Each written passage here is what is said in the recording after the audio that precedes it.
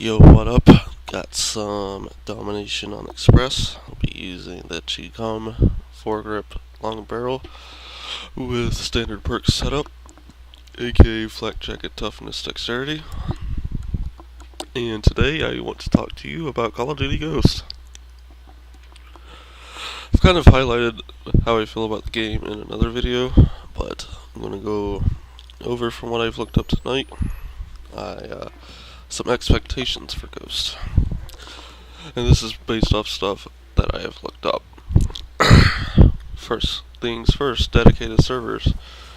Because I was playing Black Ops 2 tonight and the lag compensation is fucking me. So, dedicated servers in Call of Duty Ghost.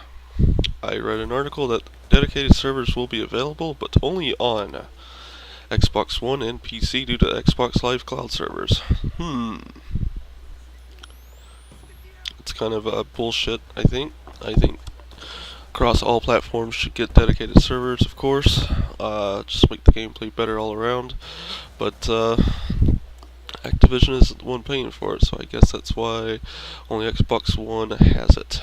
So, but I did look up a YouTube video. They said that dedicated servers will be on PS4. I'll believe it when I see it. If they do, I hope they are on PS4. And if not, I will rage because it's gone on a little bit too long without dedicated servers. And you can't say that it could not be implemented before, because look at Battlefield 3.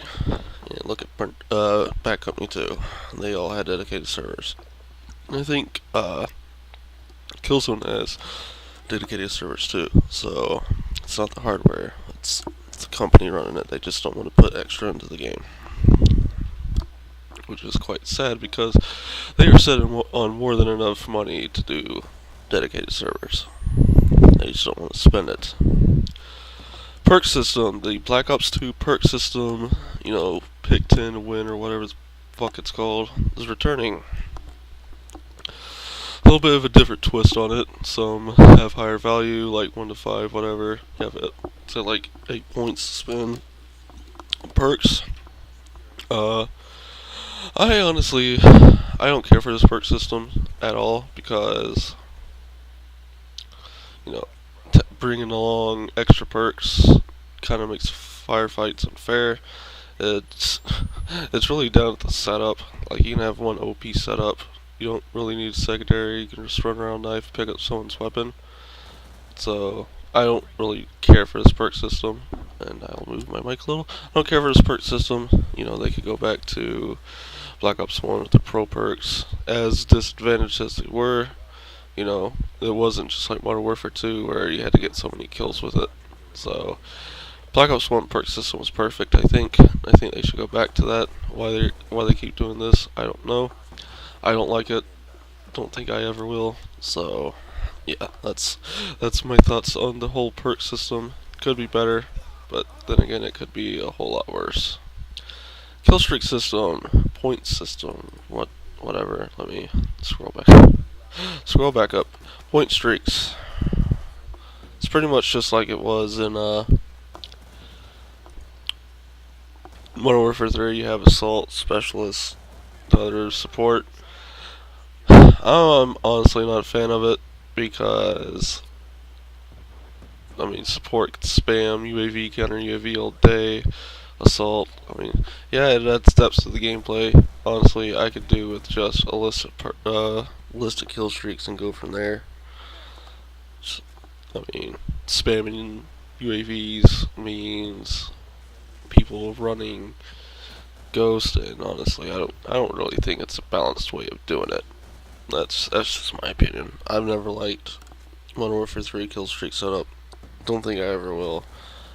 I wish they'd just go back to 357, but they never will. So, you deal with what you're dealt. That's the way I see it. But the one thing they are changing is how the UAV works, and the UAV is now on the ground. It's no longer in the air. It's a SATCOM, satellite. So you can knife it, which means fewer people running. Probably going to be running launchers, which means, is this really the end of, UAV is UAV spam not going to be so big anymore if you can just shoot it and knife it? Who knows? We'll find out when the game comes out.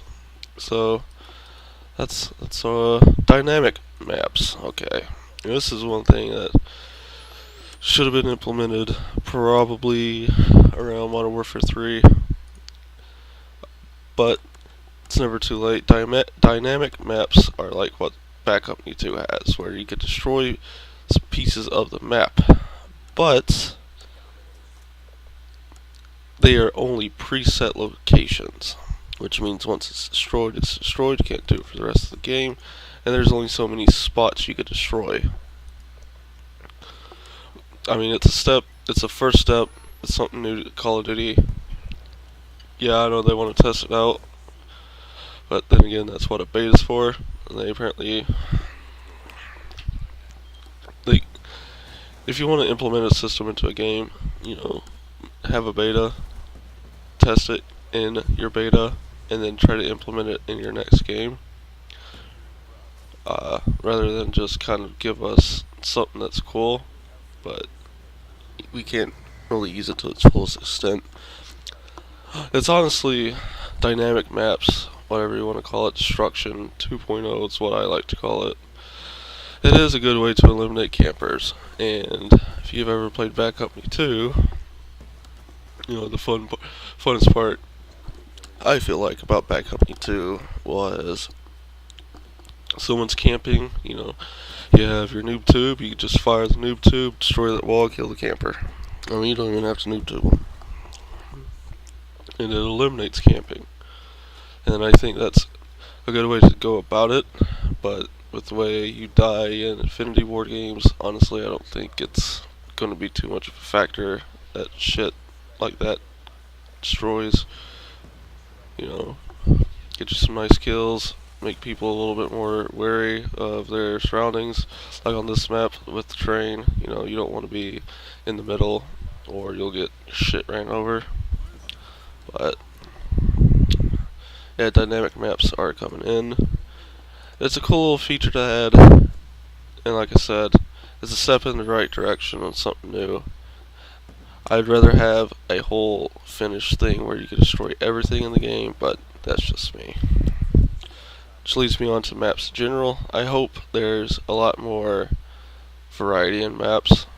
Black Ops 2 feels very, very bad. I hope they take out the map vote system, because I don't feel like playing. Okay, I'm going to break this down. I play Nuketown Hijacked 80% of the time. I play Raid probably about as much as I play Nuketown and Hijacked. I rarely get to play Plaza, I rarely get to play Drone, I rarely play Express, and I rarely play Turbine and whatever else I did not list. I do have other favorite maps like those, but I never get to play them. I honestly think they should go back to the CoD 4-way, because I'm just not digging this map vote system. Because you could play it twice in a row. And to me, that kind of drowns out the gameplay. I'd rather just vote skip, to be honest.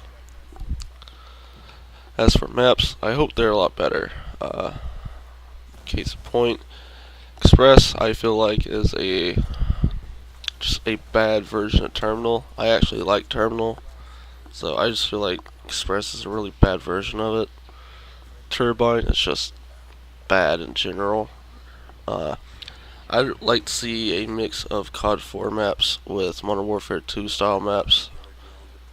Like for big maps, overgrown size, not too big, not too small, very balanced. Small maps like District, you know, medium-sized maps like Favela. I think those types of maps are nice.